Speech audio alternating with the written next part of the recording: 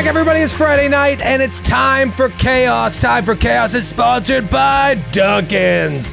Call of Cthulhu runs on Dunkin's. That's not true, but it is sponsored by Chaosium, the publishers of Call of Cthulhu, which I cannot reach down and grab, but I have so many Call of Cthulhu books here. Wait, you know what I have? This beautiful one that our good friend of the show, Bryant Holland, wrote, Alone Against the Static. Ooh.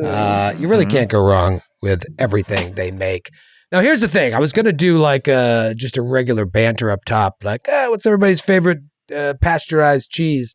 We're not going to do that. We're going to, because pre-recording here, we were having an interesting discussion that might be worth revisiting for an audience. Basically, Rob, you were like, hey, before we go live, can we talk about what the hell's going on here? Yeah, so we don't have to do it in front of the audience. Got it. And but you were sort of lamenting that, like, the writer in you is always worried that, like, you're like a ship without a rudder. Let's get rid of the fluff and get into it. But the nature of these investigations, they don't want you to do that. As much as I would like every episode to really feel like a tight episode of The Sopranos, it's kind of more novelistic in its approach, sort of like The Wire as opposed to The Sopranos.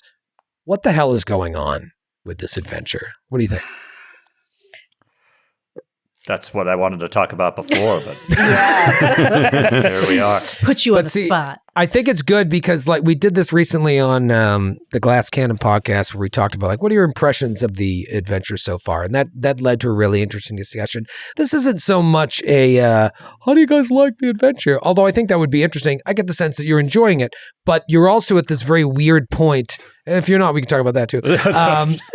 Where, like, take that offline. Well, you know what? Let's cut and let's talk about that. We're at this weird point where you kind of, you know so much that it's almost debilitating how much is out there, because this adventure is also meant to give you a lot of red herrings and a lot of misdirects. But yeah, where do you think you're at? So this is why I brought this up before we started recording. I was thinking about in season 1, we got to New York, and there was some there was some chasing and some fire escapes and poor decisions and stuff like that. And that was all awesome. And then I feel like after a couple episodes in New York, we hit this sort of like, I mean, I think it was still entertaining because I think we're all awesome. But there was definitely like an episode or two where, like, let's talk to Millie Adams and let's go talk to this person too. I don't know, like, and it just felt like, what are we doing? And then eventually it found its path. And maybe that's fine. And maybe that's just, this is how these games go. My problem is I'm always like, what's the audience thinking? Like, are they having a good time? Which shouldn't matter because it's like, I just want to play a game with my buddies. And if people are listening, I guess that's cool. But that's where that was kind of coming out of. Because I felt like by the end of the last, obviously we'll get into how we sort of ended the last episode, but with sort of like, maybe this is just because I went into the fucking Spice House with Kate and then was just like, we have nothing. Like, why are we in here? Oh, Jesus. And then trying to avoid that going forward. But I don't know. That's where it was coming from, at least. I feel like this story is like, there's this giant spider web, like a huge spider web. And we're like hitting points like all over the place. And none of them, to me at least, are like connecting yet. And it's so frustrating because, like, there's the part of me that's like, it all, it's all coming from the top. Like, it's all, and everything is going to connect in some way. And I'm just dying to find out like a common thread between all of these different things. But I feel like we're not there yet because the story's like freaking 20 books long. But yeah, I'm waiting for one thing to like really tangibly be like, and there's that thing. It's connected to, but I feel like I'm not there yet personally. So I'm like a little, Yeah. But Rob, I feel like this feeling that we're all kind of grappling with is a feature, not a bug of this experience. Like it's an action story occasionally, but for the most part, it's like a shaggy detective story where, and what I kind of like about the horror of this is that as the more you play, this vast overarching horrible conspiracy seems to be coming into focus, but you can't quite figure out what's going on, and it creates in you, the player, this sort of paranoid sense that like behind every door something terrible is lurking, and it's just outside of the veil of your ability to grasp it. And that's a cool place to be, because when it crashes through, man, we've seen what happens. Yeah. But also it's complicado. It's hard to just as a player. Like, I don't mind you're it, like, yeah, what? Do I have everything straight? I don't mind. I love the individual scenes. Like, I love like anything that we're gonna do. I'm confident we're gonna have a great time. It's just a matter of like, oh, did that scene amount to jack shit? Which, again, I think that's a writer part of your brain, right? That's like, well, there can be no, if there's fluff, if there's unnecessary scenes, then the audience is sitting there going like, why did I just watch that scene?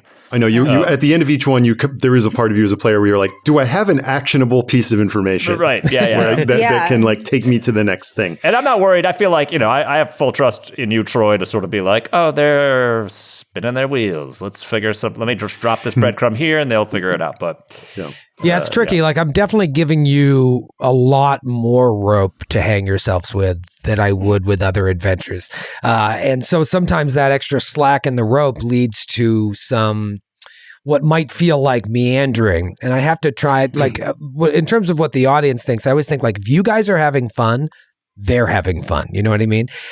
People who know this adventure are getting a lot more out of it probably than people who don't, or they're not getting a lot more, but they're just getting different out of it because they've played it and they know, like, oh, they're going to do that instead of that. Or they're oh, did you see what just happened there? They didn't even realize it. And so they're experiencing it a lot different than you and the audience who doesn't know what's happening. But, I'm not too concerned. I think that, where I do know what's happening, I think that you're moving in a very strong direction. It's just the hammer dropping moments sometimes don't deliver you that overarching mystery reveal that you're waiting for, because this is such a massive tale. Even what you ended in New York, the sort of cult dealings that were going on in the basement of the Juju house, that didn't stop this overall threat. So I think once you get to the bottom of what's happening here in England, you're going to have a lot better sense of like how this is all interconnected and why Jackson was so worried about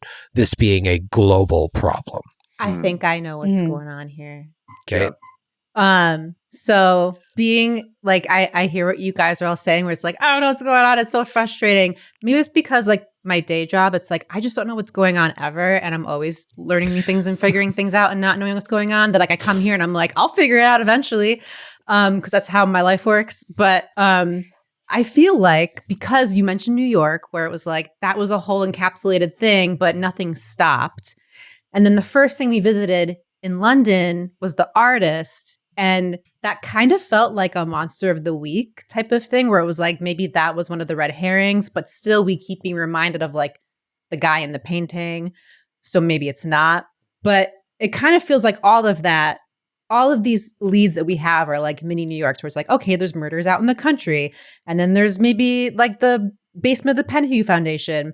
And I feel like it's all little things, but I think the Penhew Foundation is the main thing. I think they're taking in all these artifacts from all over the place and spreading them out and causing chaos everywhere. And that's somehow opening up portals to the gods. And yeah, you don't usually have like a basement, secret basement hatch made out of a sarcophagus if you're just kind of hanging out, not doing anything.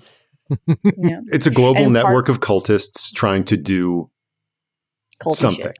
But to do with the old ones. More importantly, Kate, I feel like you've really struck out something. It's like you have a job, and that is helping you cope with things where you don't know what's going on. Whereas if you're unemployed and you're also playing a game where you have no idea what you're doing with your life. I mean, have you seen how the tech is right now? Like, I'm employed for now. It's all one day at a time.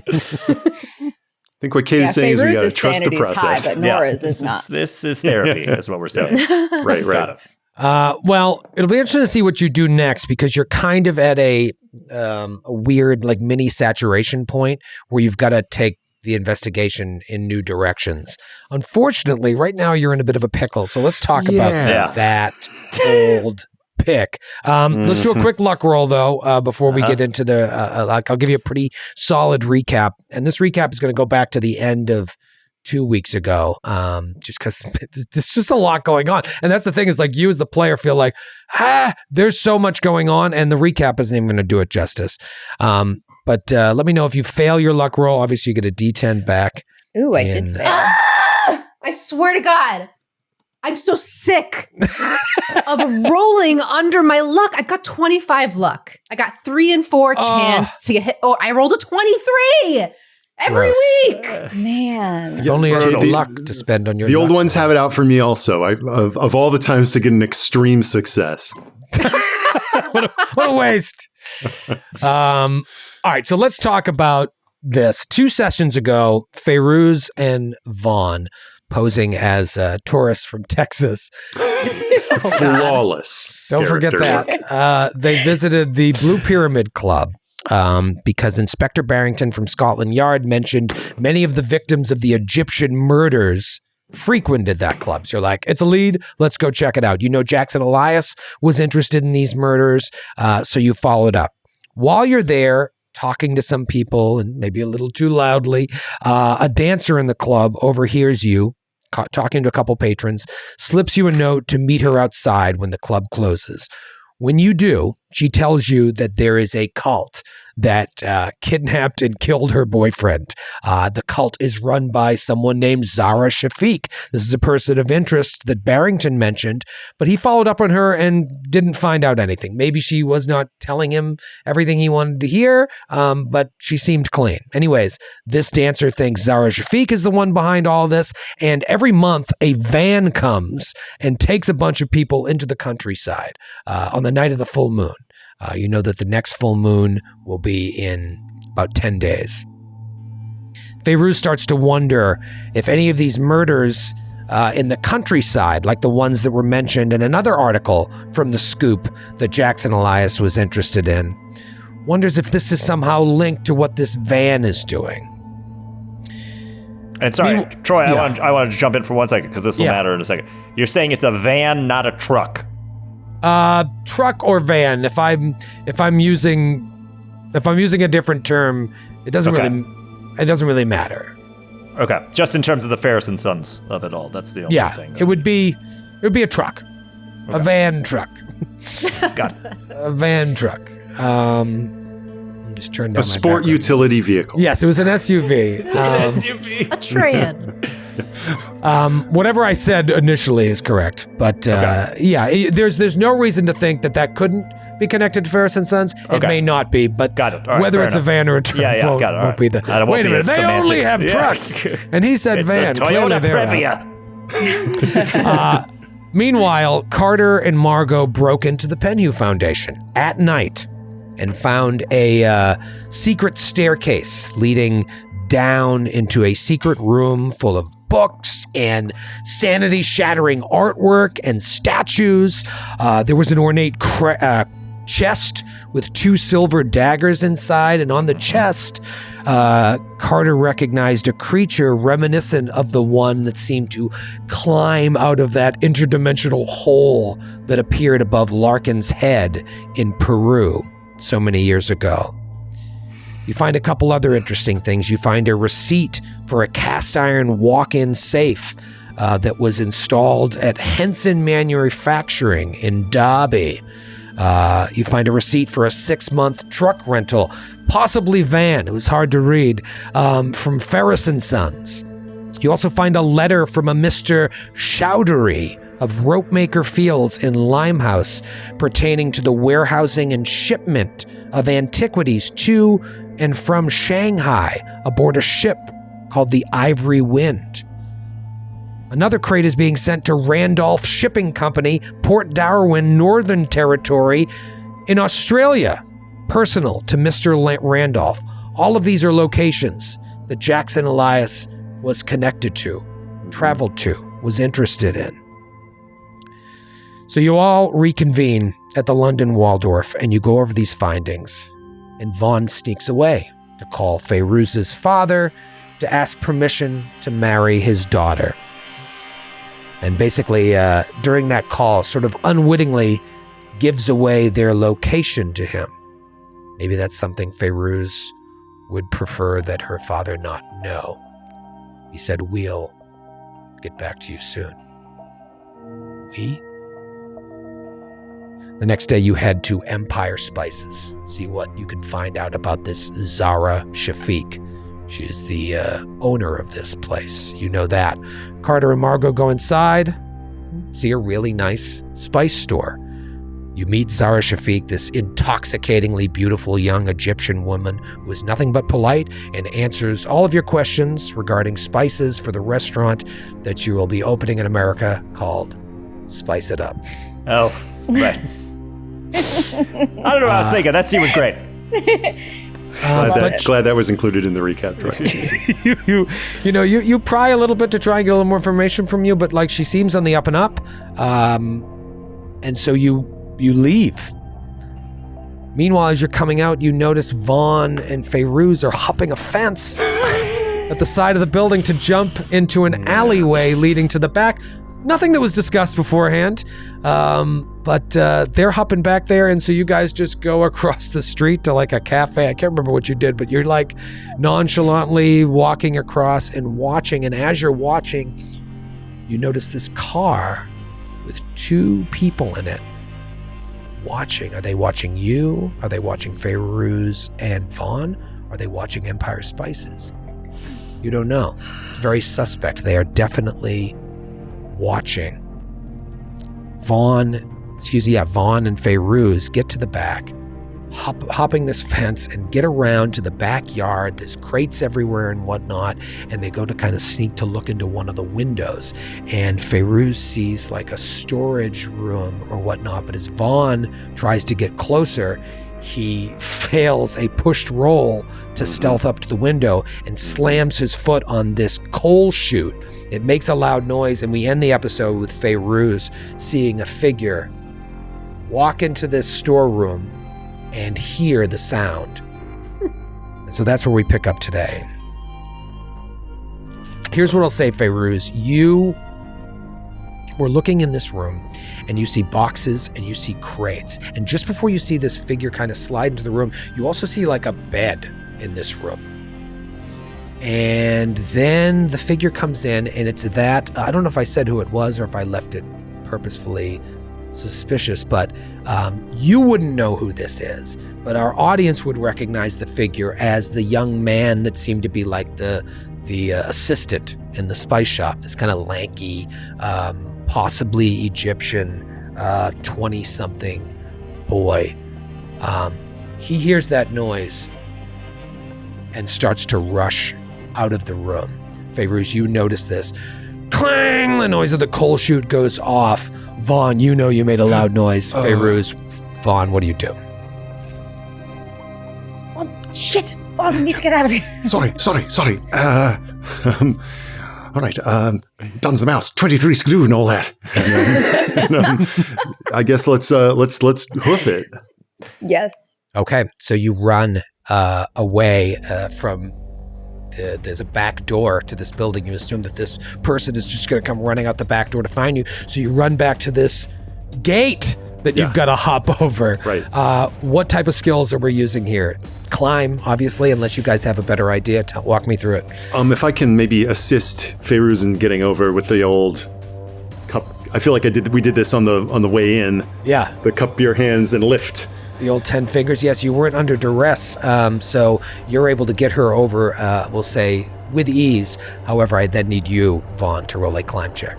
I feel like Carter and Margot are just like watching two cups of tea, just like from the watching the car, going, "Did you hear something? A bang? What's going on?" Yeah.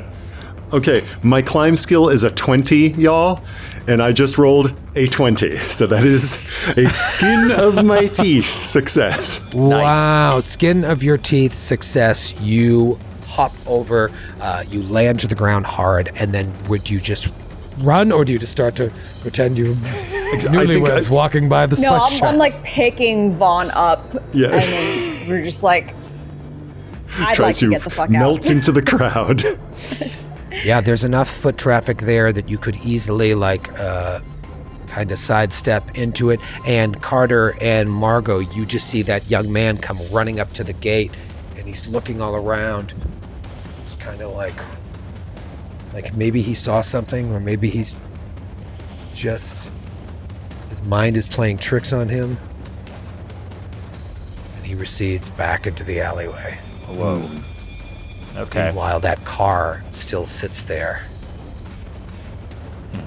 Is there a Probably license saw plate all we that. can see? It's a little far away, but you can give me a spot hidden. Spot hidden. I'd say you're at like Dice. hard success distance away from seeing it. Oh, just a regular there. 67 under 69. It's like an S, L, might be an H or a W. It's hard to tell. Carter? I mean, I want to walk up to this thing. I Okay. want to start getting I feel like Carter, he's used to some shifty folks in his life. I feel like he wants to kind of glean some more of where these people are looking and who they are, what they look like, all that stuff. Don't leave me here. She walks Direct approach. by with you. Okay, yeah, come on. All right, so you Always a start, learning opportunity. you start to walk in the direction of the car. And as you do, the car starts to pull out. Quick, give me a spot hidden to see if you can get the license plate. Okay, I'm going to spot this hidden. Nope. The fog is in my eye. Can I push? Do you want to push? Do you want to push? Well, yeah. All right. So this is how we'll have this all happen in real time. You can push the roll. Tell me how you want to do it. Like maybe you start like running after the car. It'd be a little more overt. But if you could think of another idea, For me? Oh, sure. you could both push. Like because you succeeded, Margot, but you couldn't quite see. So if you want to re-roll to try and get that hard success, what are you doing differently? Well, if Carter's running towards it, maybe instead, maybe there's a glare in my eye. I shade my eyes from the sun and squint a bit and try to focus and see rather than run. Oh, Okay. you know what I want to do? Fuck it.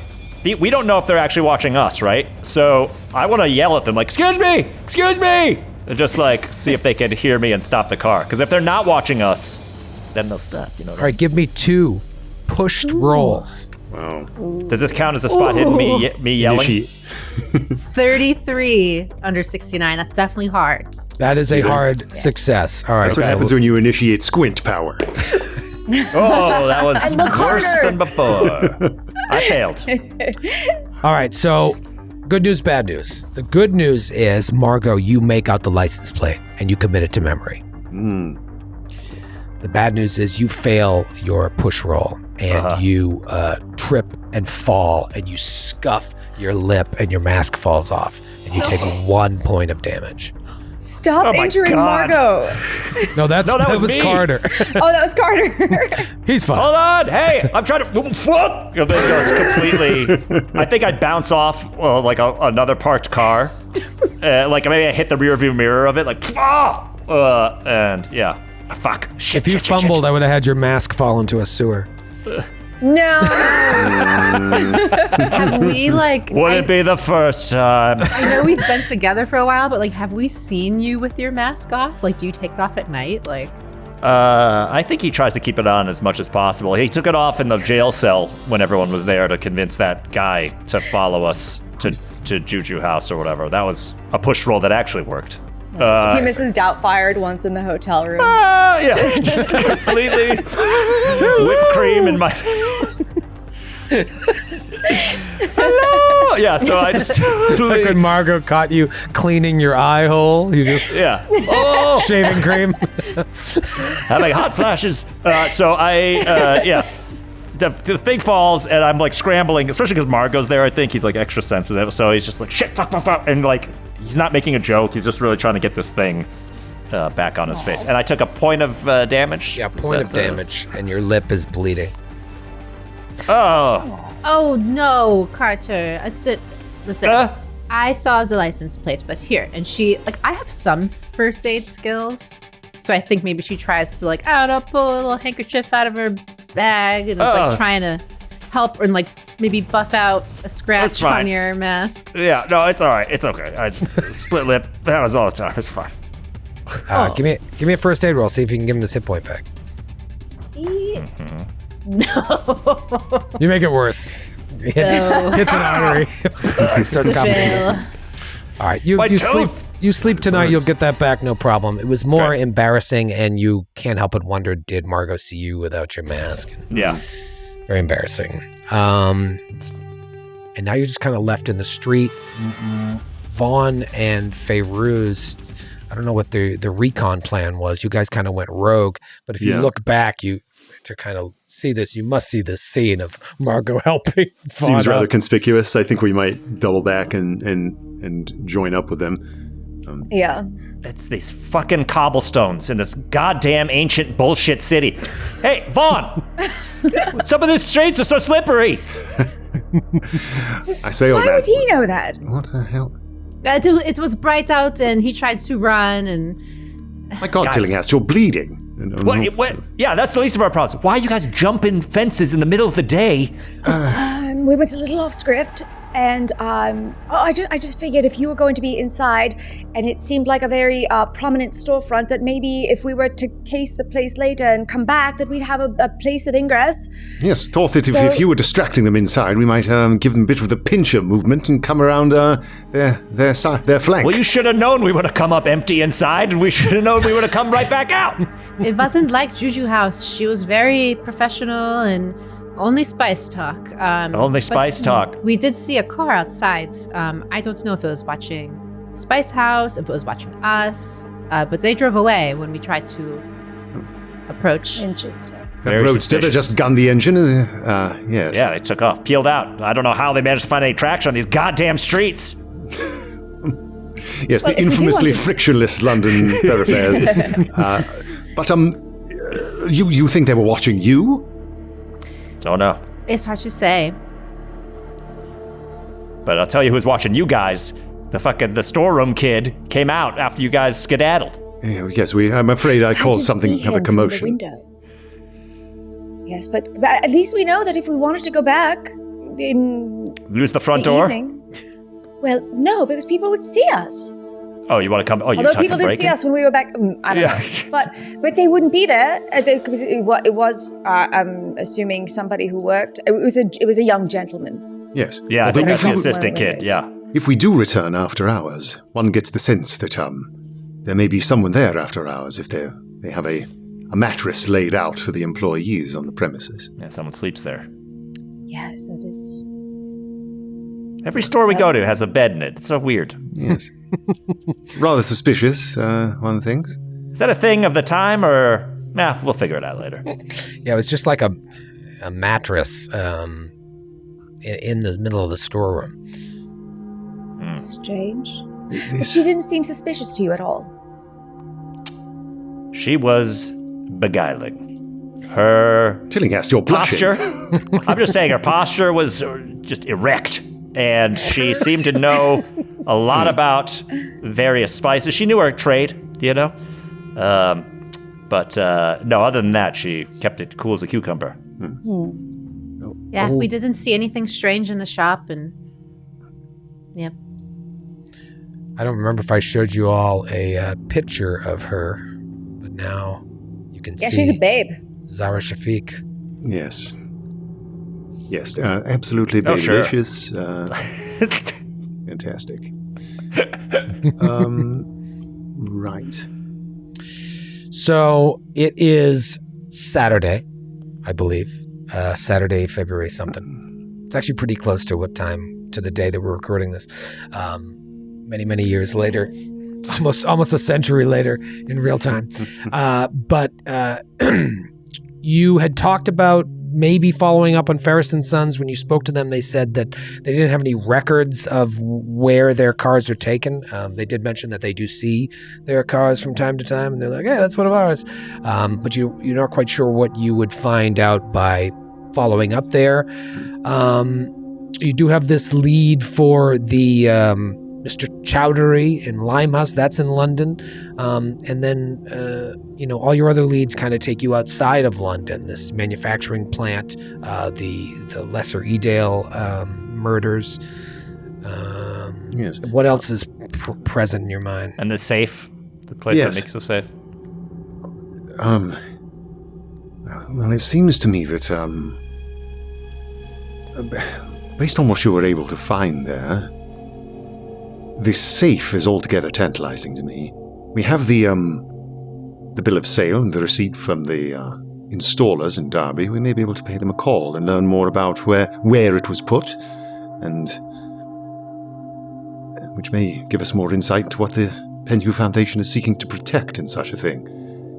And if that gets us closer to Lesser Edale, we may be able to question the local authorities on the nature of the murders and add more color to the tale told by Elisha Assam about the unfortunate denizens of the Blue Pyramid Club. Also, if we want to stake out anything else, I really think that you guys should go down into the sarcophagus room. There are lots of books we did not get a chance to look at. You don't have to tell me twice. I'm absolutely enthralled by the idea. I feel like we got real lucky that time. No, it was easy. You were picking those locks like they weren't even locked. Oh, don't get me wrong. I was awesome.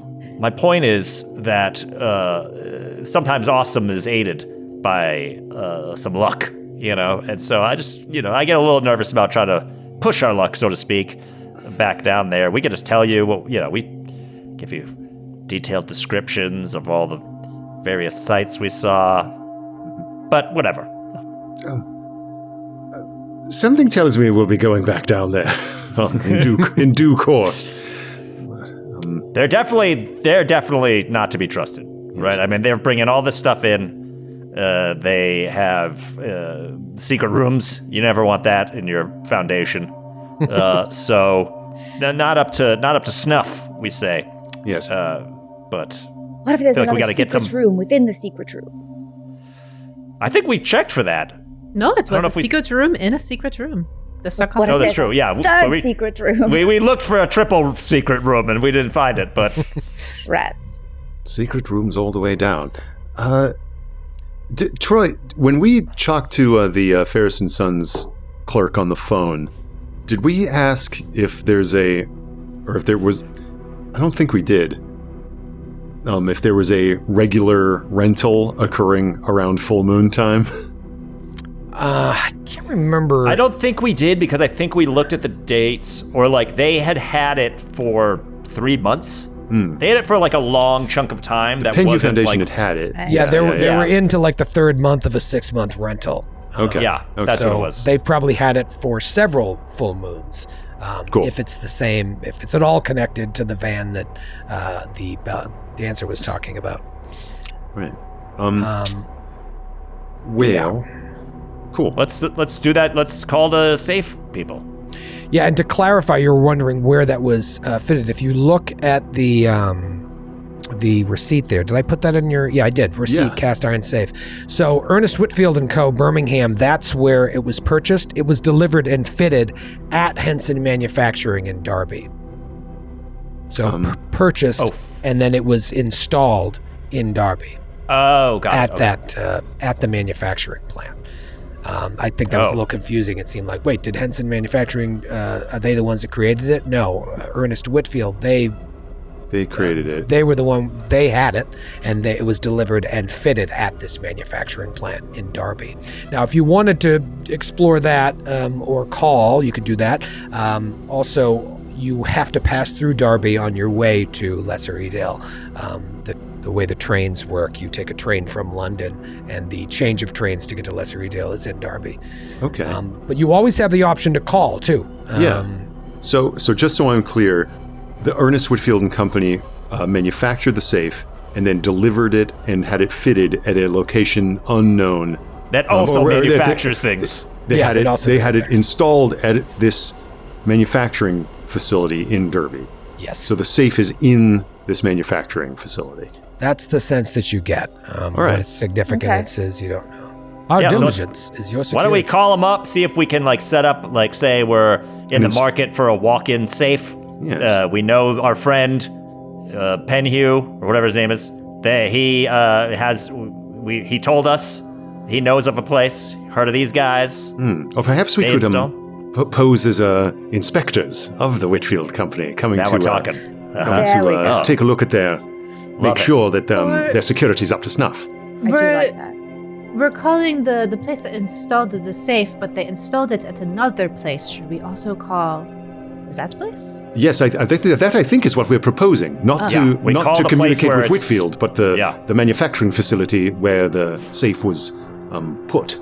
Yeah, we want to make sure Posing that as- everything's... Yeah, we're just following up. That's part of our customer care program. Yes, you're quite right. There you go. Quite right. They're part of our Star Sapphire. Would you be interested tier in taking our of- survey? Yes, Yes, exactly. yes. They have subscribed to our newsletter, so Well, in that case, do we even have to call them, or do we just do a pop-in Just show inspection? up. That's probably... Maybe a surprise inspection. yeah. Which feels plausible. like they're in trouble for buying the thing that we made for them. And then if they don't let us in, we can spend a night there and maybe stake it out at night and then sneak in. You seem to be having some terribly good luck with that strategy, so who's to stop you? Sneaking in at night is how we could just get find a stuff fence for done. you guys to jump over. Maybe Yeah, you want to step in taken, another Tillinghast. chimney? Certainly, I've had There's a less luck secret than you. room. We will I just find tried to it. peep in a window and nearly fell down the damn coal chute. Well, I think that could have happened to anyone. I don't think you should feel the ways about it. Yes, too kind, too kind. Well then. And then are it's we a hop and a settled? skip up to Lesser Edale. Yeah, shall we look at the train schedules for the Derby then? Yes. I do Yes. like it. All right, so I think that if you went here in the early morning or beginning of the afternoon to check out Empire Spices, you could be on a train heading to Derby by the late afternoon, if you'd like. And it is kind of perfect because if you did want to go check out Lesser Edale, you have to switch trains at Derby anyways. So you might as well pop in on old Henson Manufacturing. Great. So we'll just get you on the trail and we see this take off and leave London. You arrive a few hours later in Derby. I'd say it's probably later in the day. Why don't we say it's around 4 p.m. You get into Derby and you make your way over. You imagine it's a Saturday. They're probably not even open. Oops. Just thought about Probably that. should have checked that. Don't they manufacture every day of the week? You could wait till Monday if you'd like. We or don't you could take go time to. off in America. You know what you could do is if you wanted to continue with it, because I just thought about this Just go up myself. to as I was- Edale. Yeah, You let's could go to read it. Edale and then hit Derby on the way back. It's up to you guys. Let's do that. This is why labor unions are ruining the country. I do like that we walk up to a manufacturing plant on a Saturday at 4 p.m. and we're like, Well, it's like every right. other game I play, the day of the week doesn't matter. Right, Like in a medieval world, it's like, no, that inn is closed today. I'll tell you what, in America, this plant would be open. Okay? It would. 24/7. Children would be working. There'd be 12-year-olds in Closed there. on a Saturday. Yeah. British manufacturing fallen to ruin. Bloody Marxists. This is why your empire's crumbling, Vaughn. You're not working during the weekend. Oh, God, that's hilarious. All right, so you Back on the fucking train. back on the train, everybody. What? We wasted the whole day. Turn it around. Lesser Edale is actually 170 miles north of London, so you are truly leaving. Okay. Leaving the city behind. But, this is a dangling lead. You were either going to ignore it or follow up on it, and you kind of feel like all that's left for you to do in London is, if you got the Limehouse docks, that might be something there. You've got this Ropemaker Fields. You're not quite sure what that is, but everything else is just like stake out at night and break in through the crazy German plan. So at St. Pancras Station in London, you head to Derby, you change there for the Hope Valley line that runs through Edale on its way to Manchester. Once you arrive in Edale, you basically can walk 5 miles to get to the town, or you can hitchhike with a passing farmer. What would you like to do? So we get out. So we get off this fucking train finally, and it's there's just nothing. It's Farmland. countryside. Good. It is countryside, but if you ask a local, they're like, hey, let's say it's about 5 miles that way, you can walk it. What was that? Miles. Oh, it's the northern accents here. They're different and they don't understand them. You can walk it if you want, or you can catch a ride from a farmer. Oh, boy. Well, thank you ever so much. 5 fucking miles, I'm still wearing my penny loafers. I didn't bring a suitcase. I brought like a go bag. It's been a while here. Let's go back to the initial thing that made you even have this place in mind. Where the fuck is it? All right. Police baffled by monstrous murders. Killer bee shot but still alive. They were shocked last month by 2 murders and a serious assault on a 3rd victim. And you should know that this article is a couple months old. So then the murders that they're talking about would have happened 3 months ago. They're still without a satisfactory explanation or perpetrator of the dreadful attacks. At that time, Lesser Edale farmer George Osgood and resident Lydia Perkins were torn to shreds in apparently unrelated murders on consecutive nights. And then on the 3rd night, wheelwright Harold Short was nearly killed but managed to drive off his attacker, which he described as a grisly creature. According to Lesser Edale Constabulary, a rabid, the constable, a rabid dog was shot and killed on the night of Mr. Short's attack. The police believe the matter to be closed. Nevertheless, local residents have subsequently claimed to have seen and heard a strange beast lurking about the area. Reportedly, the good folk of Lesser Edale still endure sleepless nights due to the bizarre wailings of the beasts on nights of the full moon. Yes. Interesting. That means a lot more now than it did to you when you first read it. There's the connection that these people are plucked on the Blue Pyramid, placed in this sporty yet durable utility vehicle, and driven northward and it seems that this coincides with these bloody murders. Now, seems that this survivor is worth speaking to. If we can Short? Yes, sound him up, Mr. Short. if he'll speak to us, yes. Yes. For it seems the constabulary have already done their best to close the case, and Yeah. I have a feeling that if he were to speak with us, if he was willing, perhaps there's something that he could tell us that maybe he didn't want to tell the police officers. All right, what's our cover? Should we be safe manufacturer inspectors? well, do we? Well, I don't think. Do we need I think a in this case, we just maybe we don't have to tell the details, but maybe we tell them that our friend has suffered a similar attack. Yes. This Short, if he truly believes himself to be attacked by a grisly creature, so he says, I'm sure is rather frustrated that the populace at large are writing it off as the work of a rabid dog. Gotcha, we can say it was you. You just got murderer? hurt. That's No, also that you are as a friend who also just got hurt. I thought you were. Hey, I'm a werewolf. We've met before. I just want you to describe what I looked like. Yeah, you want to say that I got attacked? Sure. We were visiting some neighboring town. Vaughn, what's around here? Local geography? Yes, I know here? that. Well, You mentioned, you would know a local town or something like that. Okay. So let me get this straight. well, we're going to try to find Mr. Short. You're going to try and find Mr. Short. All right. So Yes. I think also, like, after we talk to him, maybe we can find, like, a local saloon or whatever, because it says, like, locals are afraid. So if he doesn't tell us everything, maybe we can still find out stuff from locals. And then by that point, we'll be out at night, and then maybe we can Just American Werewolf in come London, this across. shit. Yeah. I mean, it's nearly night right now. Wasn't it 4 o'clock when we were pulling into Derby? The sun, I should it think. would be is very late. I think your dipping. first order of business would be find a place to stay. Find an inn. Excuse me, sir. Is your wonder if there's room on your hay wain for some strangers going into Sure, you can Going into Lesser Edale. My ultimate destination isn't Edale, but I can drop you off there as I continue on my way.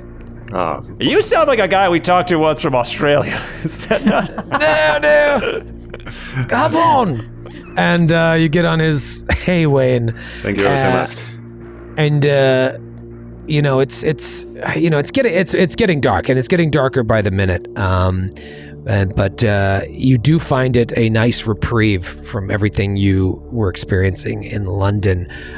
Even though you haven't been in London long, like the limestone cliffs and outcrops, the lovely wooded vales and moorland, the splendid waterfalls, all of this is refreshing compared to the urban sprawl and darkness of London. Reptile stench. Yeah. Before it gets too dark, you see the countryside is immaculately green. The fields are full of sheep, and it's raining, even though it rains in London, but the rain seems like fresher and cleaner as opposed to the grimy droplets that would hit you in London. However, as night falls, you do see dark storm clouds on the horizon. And as you get closer and closer to Lesser Adale, a cold wind starts to pick up. You arrive in Lesser Adale under the cover of darkness and see a quaint but beautiful little village. There's like a few dozen homes, most of which have thatched roofs. You see a little general store that's closed, a small modern church. A building looks like a veterinary clinic for all of the animals that are on the farms nearby. There's a rock formation to the south of the village, and you can see kind of in the moonlight, looks like there's ruins of an old fort that used to be atop this like tor, what they would call a tor. And then to the north, there's a castle sitting atop a bluff that overlooks the entire village. So it's very, very beautiful. And there seems to be a lot of light coming from a inn called the Laughing Horse Inn. Oh, well, enjoy your time in this area. I'm going to continue up north to deliver my hay. Yes, and thank you, sir. It's good that there's still some robust and ruddy sons of Albion out here. Let's get you going and save them off. And a wonderful, right back at you. And a wonderful to you as well. And the man with his hay cart drives off into the middle of the night because I don't want him to be in this town. Guys, there's a fucking castle. Oh my god. Yes, I scarcely knew that. And then a ruin up there on the. I've never seen a castle in real life. This is crazy. Come to think of it, neither have I. You Europeans are probably all about castles, but us Yankees, this is big time stuff. I mean, usually they're nice from afar, but they're very old and they're just ruins. Yes, but perhaps it is a ruin, unless, of course, there's still a local aristocrat wafting eccentrically through the halls up there. But let's get a taste of the local color, shall we, Tillinghast? Down, and I'll throw open the door of the inn. You throw open the doors, and there's a lot of people in there taking shelter from the rain. You see a front desk for the inn itself, and then there's a nice little pub that is bustling with locals drinking, and there's a guy like whistling, and he's whistling, and he's basically the entertainment, and people are drinking and they're listening to him whistle, and he's kind of like whistling and slapping his body a little bit, and there's people like crying at how beautiful it is. And so you kind of come into this scene of people like, is there like a poetry or something? It's just like they are very moved by this guy's performance, and it seems so foreign to you, but you do kind of get wrapped up in it for a second as you get your bearings. Everyone looks at you when you come in because you do stand out. They know you're not from here, but they seem friendly. Everyone smiles as you come in. It's inviting. They're curious but friendly, it appears. Wow. Great. Well, so Shall the we entertainment of it is a whistler doing the ham bone? Yeah, it's just like, and people are like, it's the most beautiful thing they've ever heard. Amazing. Man, they got castles and whistlers here. I haven't seen either of these things. Wow. Yes, Do you seem- suppose they have anything else to drink besides lukewarm ale? Absolutely not. Tapster, your finest room temperature uncarbonated ale, if you please. I want this beer to be like lukewarm milk. I want my fork to stand up in it. Yes. I love how Ross, everything you say is like slightly like Mr. Burns-ish. Yeah, Von Villiers is like a pinch of Evelyn Waugh, but mostly Mr. Burns. Well, I also love that, like, now you're, like, amongst, like, the common folk. Like, I'm sure it's like, this is not, these poor trying to throw his weight around. saps. Yeah. Trying to code switch, not really doing it. He's a full bro. The bartender, big dude, he kind of looks muscular, bald hair with like a ring of white hair around, gives you a big smile. It's like, sure, coming right up. And he pours from the tap. He takes a knife to like cut off the head, and he slams him down on the table. Half the beer falls out. He's like, you're not from here, eh? Oh, no. We form a rather cosmopolitan bunch here, my good man. I'm late of London, but we have here some Americans, and my friend Fräulein Sauer here is from the continent. Well, I suppose you'd be looking for some rooms. I wouldn't be dropping into Les Adel. I'd know if you lived here or not. It just so happens I have space available. I'm Bill Whitlock. I own the Laughing Horse. I'm tending bar here now, but if it is a room you're after, please enjoy yourself, and I'll see what we have available later. Thanks, Mr. Whitlock. Yeah, accommodations would be great, Billy. Thanks. This place is dynamite. All right, enjoy the musical stylings of Ernest Wallop.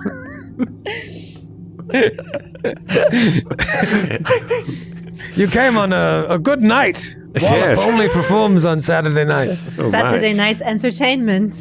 What's the name of that thing that like Snoopy would play where you're like bang, bang, bang? It's like a rubber band that you play against your lips. Is that guy up next? He opened. He finished already. And you just see there's a bunch of people, and they're listening, they're drinking, they're talking. There's a couple of people drinking alone, but it's pretty packed. You would think that like half or all of the town is in here, because you didn't see any other bars. Some of the houses still had lights on, but this is a pretty raucous affair. Hey, Bill, real quick. You know Harold Short by any chance? And Bill kind of stops.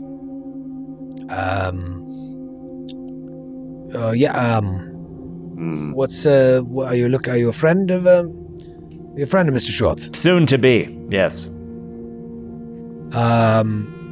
Harold's not around here now. He's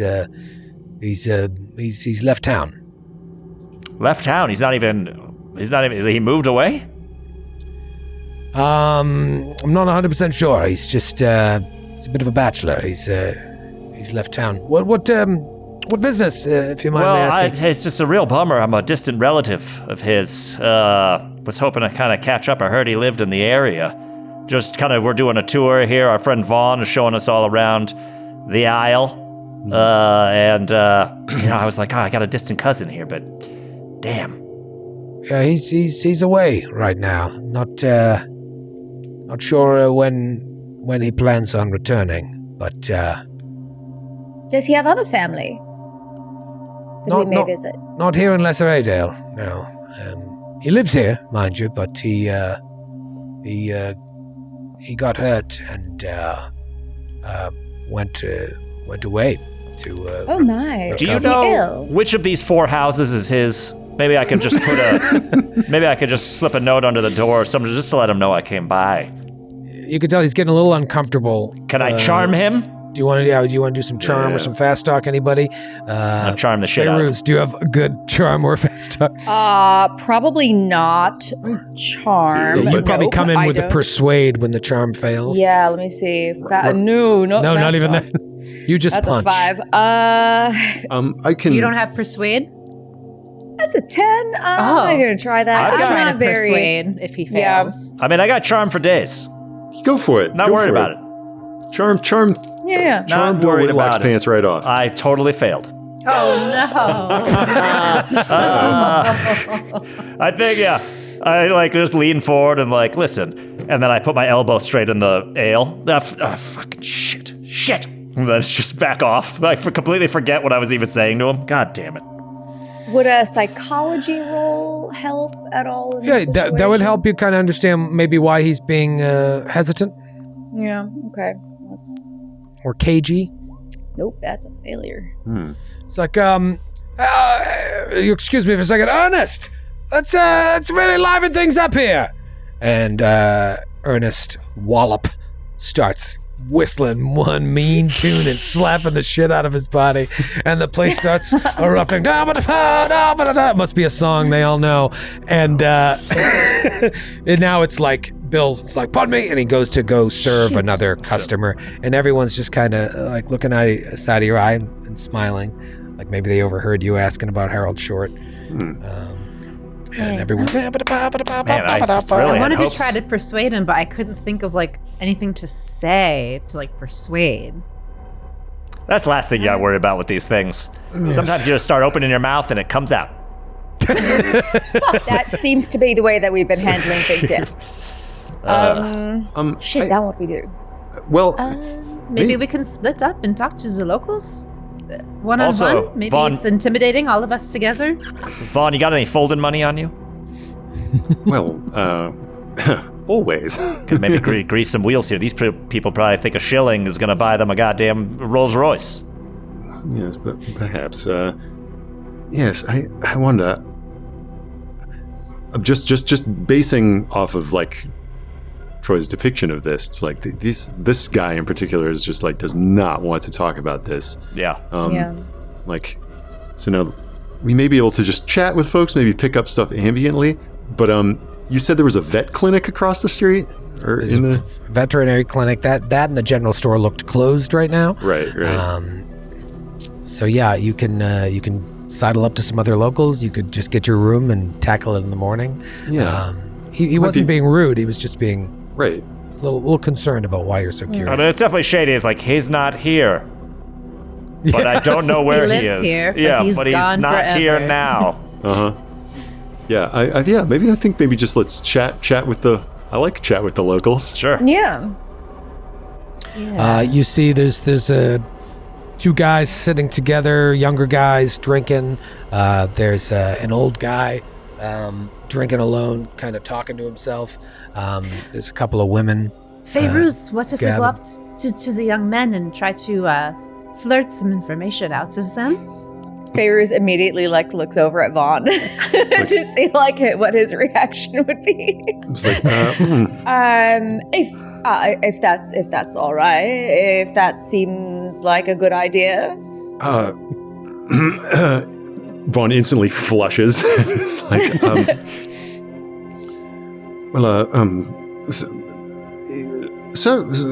I certainly don't see any harm in a robust conversation with. Yeah, with why the fuck locals. would he care? Who gives a shit? And you certainly don't care. You certainly don't care. So. Me? Oh no, Carter. Carter no, doesn't care. Of course not. No. No, of course. Why? Nobody cares. Everybody can flirt with anybody. Who gives a shit? Sure. It's for work. Yes. Yeah. Always. There's a great scene from The Office where Andy and Aaron are trying to pretend that they're not dating, and so we should go flirt with other people, and he starts harmlessly flirting, and she puts her hand on a guy's leg, and she's like, "Hey, sailor." He's like, "When did you learn to flirt like that?" And she goes, "From a movie." He says, "What movie? Black Snake Moan?" That's all I'm thinking of. And this- I mean, I'll flirt with somebody too. Fuck it. I'm just Let's flirting all around. just start relentlessly We flirting can all with the flirt locals. with someone. Yes. I'm not have an scared. idea. I can have do an it. idea. And I'll just remind everybody my charm's at a 15. So Oh shit. Well, we have the lubrication of this very warm beer. I have an idea. Just let's see if this works. All All right, let's start with these two right. goofballs. You guys side over, and the young guys are like, "Hello, ladies. Can we help you?" Hi, and walk up, and I'm kind of sloshing my beer around. And Fairuz is just kind of looking over at Margot, just kind of to take cues, like social cues from her, and just mimics, like, oh yes, Hello, boys. super awkward. Hello. What can we do for you? Oh, I was just looking for people to hang out with tonight, and that you guys seem like you're having fun and watching this Whistler. It's crazy. Just passing through this town, and won't be here for any sort of ramifications or consequences. We're looking to have some fun. The guy looks at his... Do you want to dance with us? Vaughn and Connor are like looking at each other. Yes, like, I was going to say, Connor leans over to Vaughn's like, I bet you $5 they fucked this up. The guys look at each other. Tell this is not going well. You see one of the guys is like pulling off his wedding ring. Oh, wait a minute. And he's like, all right, come and join us. And they grab a couple of chairs. And what are you drinking? Can we get you another round? Oh, yes, just more of this warm beer. All right. So refreshing. Bill! Yes, please, thank you. Keep them coming. So what brings you to Lesser Adale? Oh, we're just passing through and just wondering what else is fun to do around here. We've got the inn Passing on through? Saturday Yeah. night, and Nobody just passes through Lesser Adale. 5 just an miles from the nearest train. Just an American and a German lady who you'll never see again.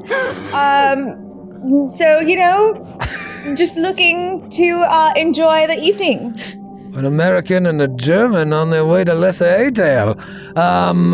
All right. Well, there's lots of fun things to do. There's Mom Tor.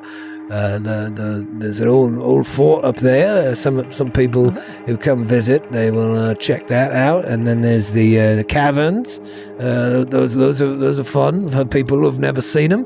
Caverns. But other than that, there's the Vane Castle, the Plum Castle there. But it's not really open to the public. And then, of course, there's the Laughing Horse. And Bill comes over with the drinks. And the drinks are always warm here. so Margot finishes her current beer. She chugs it, puts it down. She's like, okay, but How's that current sour, by the way? tell me about some hot gossip about the town. What's weird stuff goes on here? You're a small town. You know weird stuff happens.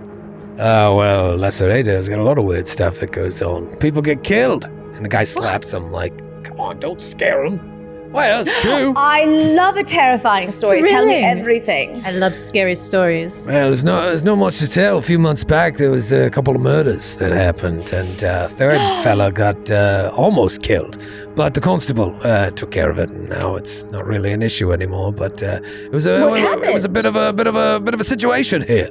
Margot grabs his arm and is like, oh my goodness. I'm so glad we have strong men like you to protect us from such a dangerous situation in this town.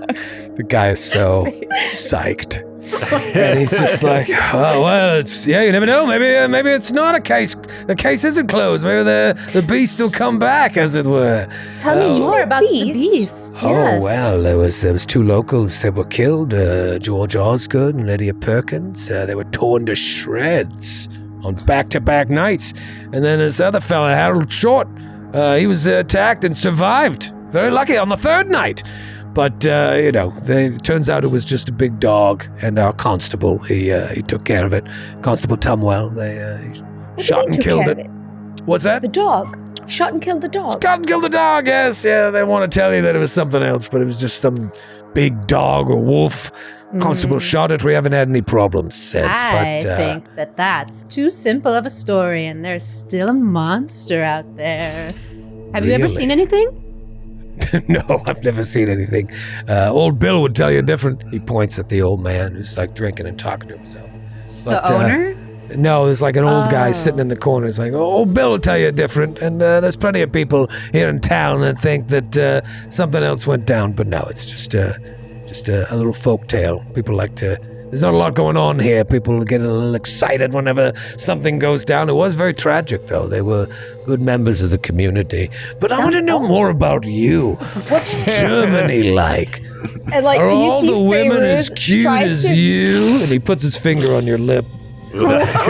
Fairuz tries to like pours drink her beer in drink her and lap. like tilts her up. and Yeah, tries we to- both pour our beers on ourselves.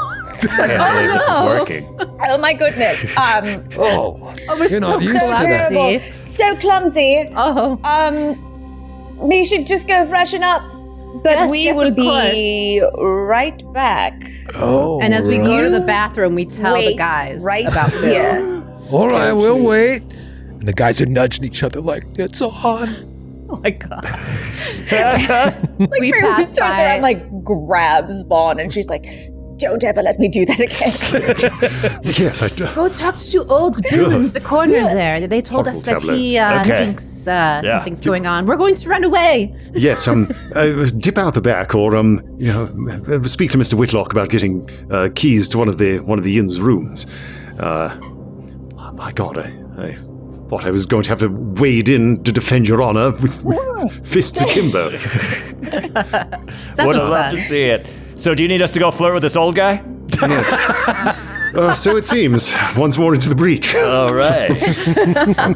So Sauntering up. we'll saunter over to Old Bill. So many bills in this building. It's crazy. You walk you walk in the direction of Old Bill, not to be confused with Bill Whitlock, the owner, and he's just sitting there talking to himself and drinking, and he doesn't even acknowledge you as you walk over. As we're walking up, I'm like, I'm telling you, Vaughn, I told you before, I'm going to say it again. The whole thing was a big hoax. No, I don't believe it. I think that sometimes these stories, though incredulous minds want to provide a quote-unquote rational explanation, of course it couldn't be a monster. Yeah, a big monster on a full moon? Please, how gauche. Ridiculous. He's just sitting there. You're standing right near him, and he's drinking, talking under his breath. Anyway, I want to sit up. Excuse me, handsome. Is there a space next to you? Vaughn's eyes almost bulge out of his head. He's like, what the? He's really doing it. And he just squints at the both of you and doesn't answer. Good enough of a yes from me. If you have a drink, then perhaps you consider me. Otherwise, please leave me alone. Not only do I have a drink, I have a drink for you, sir. You look like you could use one. Well, now you're talking. If you want to talk to Old Bill, the admission is one drink. Let's keep the sludge rolling then. And I just put my So be it. pint down for him. All right, please join me. Step aside, ladies, step aside. And there's nobody else sitting at the table. Make way for my new friends. Oh, From thanks, a dark girls. corner. Oh, sorry. From a dark corner, you just see like Fairuz light up 2 cigarettes, hand one over to Marco. Oh, Yes. My traveling companion and I were just talking about the rather ridiculous stories that have been going on about your little hamlet. Stories. There's no stories. Everything you've heard is true. Beware the moon. Beware the moon, for that's when the howls begin. It is the harbinger of the troubles that come. That's what I say. Well, it seems as though some of your fellow citizens don't share your don't share your credulity about the howls. Didn't they kill a local beast that was responsible for the 2 unfortunate killings? They killed something, but it's not what I saw. whoa. Saw, you say? That's right. And we'll be right back after this quick break. Hey, what's going on? Hope you're enjoying Season 2 of Time for Chaos, sponsored by our good friends at Chaosium, the publisher of Call of Cthulhu. And they just came out with a brand new book Call of Cthulhu Arkham. This is a fully updated version of the old H.P. Lovecraft's Arkham source book. It is the city at the center of it all. Miskatonic University, a bunch of massholes fighting monsters, and you can get it for 10% off if you go to chaosium.com and use code TFC at checkout. That's TFC, stands for Time for Chaos. 10% off this brand new book, Call of Cthulhu Arkham. And you know what? While you're at it, why don't you throw 50 other books in there? 10% off. The more you spend, the more you get off. Thank you to Chaosium, and thank you to you who are stopping everything you're doing right now and going to chaosium.com and buying this and so many other great books. In fact, why am I doing this ad? I'm going to go use this code too. They didn't say I couldn't use the code. Go do it. I'm going to go do it too.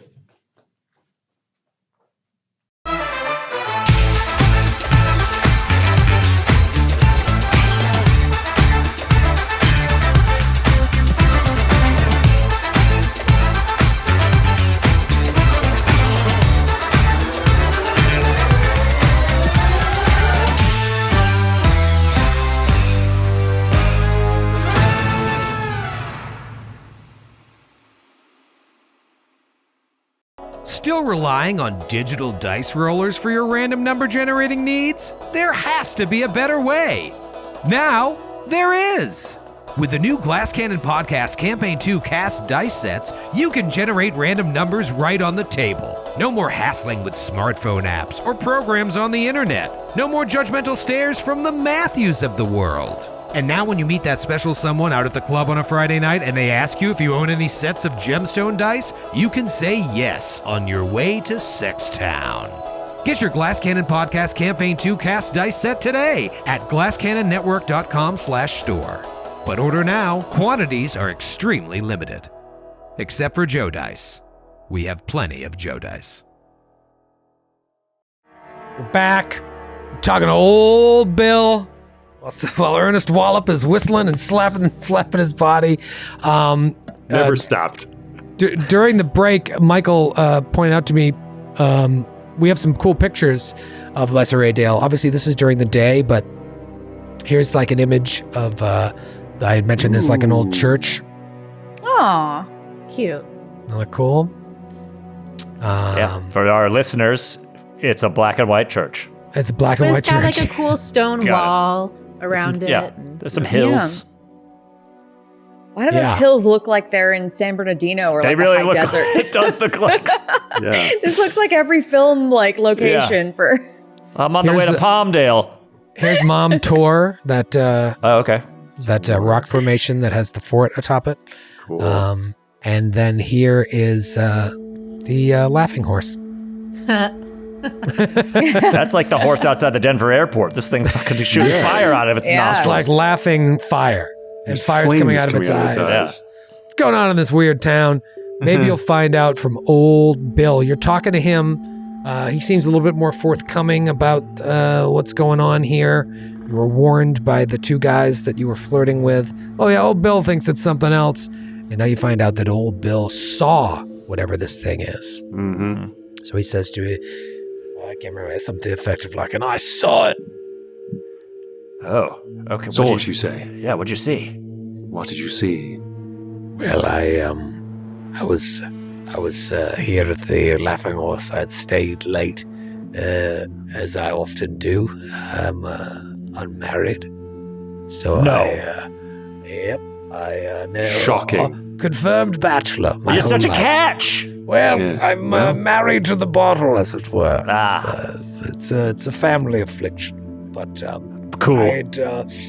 I had stayed here late, and I was walking home, and it was the night that poor Lydia Perkins was attacked. I was walking home, and I heard a scream, and at first I thought it was in my head, because I had had a lot to drink, but then I realized that it was really happening, so I ran off in the direction of the noise, and I swear I caught a glimpse of this thing. They say it's a dog. They say the constable shot a dog and killed it. This was no dog. No dog be walking around on his back paws. And no dog ever ripped bone from bone in such a way as he done to poor Lydia. I tell you this, the black dog of Adale is abroad, is alive and well somewhere out there. Great beast, black as night, glowing red eyes that looked at me. Whoa. And all who hear its howl can be sure that death is coming. That's what my grandmother would tell me, and then I saw it with my own eyes as it ripped this poor young girl to pieces. Her father was so distraught. My God. So this thing's been around for generations? Enough to have a little local legend around. The Black Dog of Edale. The Black Dog of Edale. They'll tell you it's a fairy tale, but I know it to be true.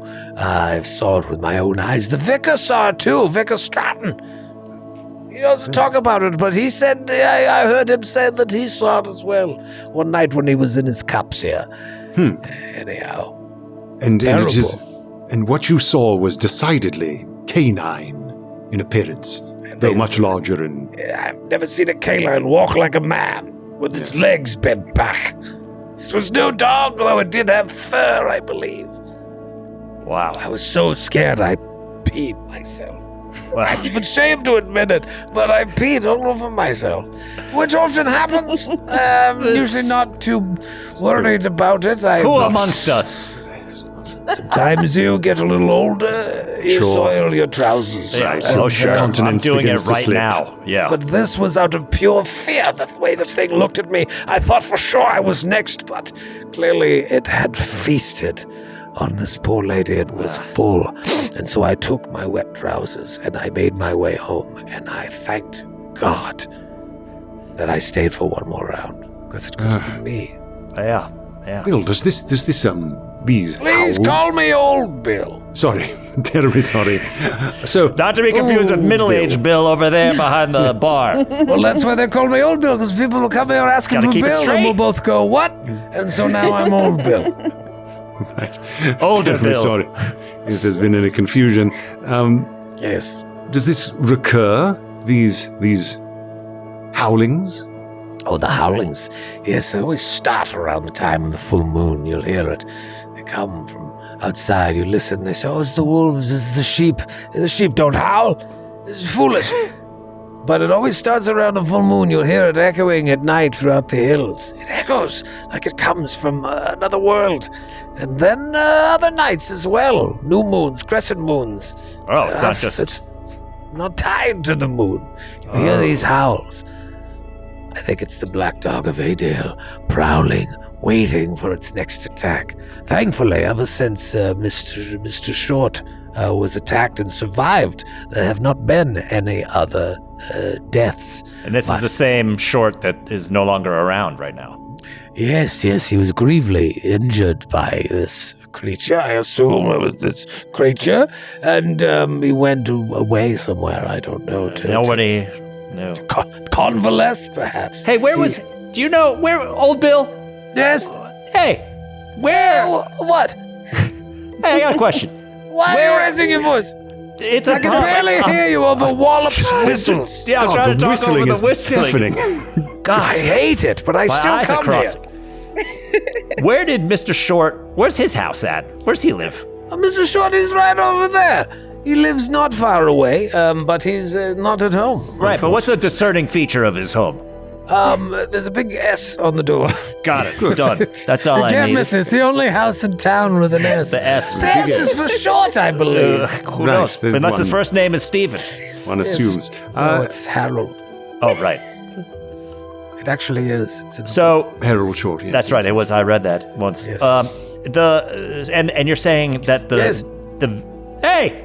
You're saying that the vicar knows something? You know what, I didn't want to say anything at first because everything was blurry. Do you have half a face? I do. See? Son of a bitch, I thought it was the whiskey. No, it's your eyes are working. Look at you. This is American-made porcelain. American-made. Is that how they do it in America? If I could drive a car, I would visit something. Here it would be tin. My license was taken away. What? For drinking and driving. Well, of course. My question is... They frown upon that. You're saying that the vicar knows... And then he turns to a voice like, vicar means priest. You're saying that the vicar knows... The local prelate, yes. You're saying the vicar has also seen the black dog? Yes, Hate you guys. Another witness to these proceedings. And of course, Yes. if there's anything more that you haven't told us, we're very amenable to anything else you might have to say. just want an as he info puts dump, his- we're As he here. puts his hand on Any his other leg. clues? Yes, no. Vicar Stratton, he's a very nice man, godly man. Loves God, loves him so much. And he, I overheard him one night after a couple himself. Nothing wrong. A priest can have a couple of drinks as well. The wine at church, you can't drink it in the pub as well. Yes, sir. There's some hypocrisies going on for You sure. can drink much blood in church, but then you can't go to the bar and have some. Yes. Anyhow, Bullshit. Christ, He had a our couple Savior himself to- turned water to wine. You know? All right, much of Vaughn. the sacrament. And I heard him say that he saw the beast as well. And does his house have a V on it for vicar? No, it's got just a the T. church. It's It's got a the T on the lowercase top. T, yes. It's the lowercase T house. I believe you would call it a cross in America, but we call it a lowercase T. Locally, the blessed rood is known as the lowercase T. Yes. My Yes. God. My soul has left my body. Truly, the local traditions here are stuck in time.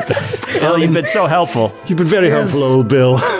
Oh, I'm so glad. Thank you for all the drinks you plied me with. No problem, I wish that I had had enough liquid courage to save poor Lydia, or even Mr. Osgood. He's now left a widow behind, Osgood, and Lydia left her poor father, who Yeah. now is daughterless. He had lost his wife to a sickness, and then he lost his poor daughter. He is not well. I sometimes see him wandering at night, calling for her. It's a terrible affliction. Anyways, we all have our afflictions. Yeah. don't we? Yes. Guess the world would have quite. been better if you had stopped Quite. it. But okay, well, we have gotten everything I think we need. Carter turns and tips Vaughn's beer onto Vaughn's shirt, like, "Oh, we've spilled some drink." You're wasting good beer. Here, let me fix that. My God. Oh, Bill's sucking my shirt. Good heavens. You can't waste good warm beer. Favors and Margot are in the corner still, like, what the fuck? Carter's looking at them like thumbs up, like, No, like Favors' jaws dropped and the cigarette that was like dangling from her lip just like falls to the ground. all right. Cease well, gumming my shirt, old Bill. As I kind of swat him away. I thought we were in trouble with our flirting. all right. Well, this is we'll talk to you later, terrible. Bill. Just gets up. Here every night. Well, Walks we up to wrung the all the girls. information we could out of him, but it ended with old Bill giving me a bit of the old suck. What the devil? Why are you looking at me like that? We walk up to the girls, like, and I'm "What?" just like, "That is how it is done, ladies." Okay. Well, All right. I am exhausted. Yes, I think. Ooh, a day on the train really takes it out of one. Shall we retire?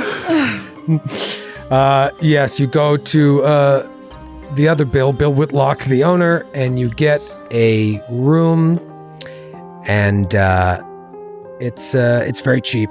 It's certainly not the Waldorf, but they don't have a room large enough to accommodate all of you, so you can get 2 rooms. And then, how would you like to split that up? Guys in one, girls in the other, or the couple to be, and Margot and Carter? Oh, we're not married Depends what yet. type of appearances you want to Of keep. course, up. we're not yet pledged in holy matrimony, so I suppose we'll continue to sleep separately. Yeah, I think that's the best call. Well, Tillinghast, shall we bunk up? Yeah, you got to wring that shirt out though. You smell like ale. Yes, thanks for that. And Let's have another girls' night with our books. We'll read all night long. Don't read those books, Carter's saying as he's shutting the door. I like to think that's what they do when they like room together. Is they like sit up with their books and just Yeah. like get all gacked out. yeah, Talk about For those sure. boys. Those guys are still waiting down there, and they're like, put their wedding ring back on. Sadly putting the rings back on. for And shame. You all go to bed, and you listen to the wind, that cold wind that was whipping when you first rolled into town, under the sound of the rain. Are those howls you hear as well? Or is that just the wind? You go to sleep. wake up on Sunday, as it were. It's a great time to hit up that manufacturing plant. Sure they're open. Get back to the train. Should we take a day train back to Derby? All right, so you've got a lot of different things you can do here. You know that the vicar maybe saw this as well, and then there's the widow of Osgood and the father of Lydia Parkins. And then you've got just you've got the general store and a couple other things. You tell me what you want to do here. Well, it's also Sunday. I think there's like a service or whatever that the There priest should is be. doing. Yes. Yeah, you could go to church. Ugh.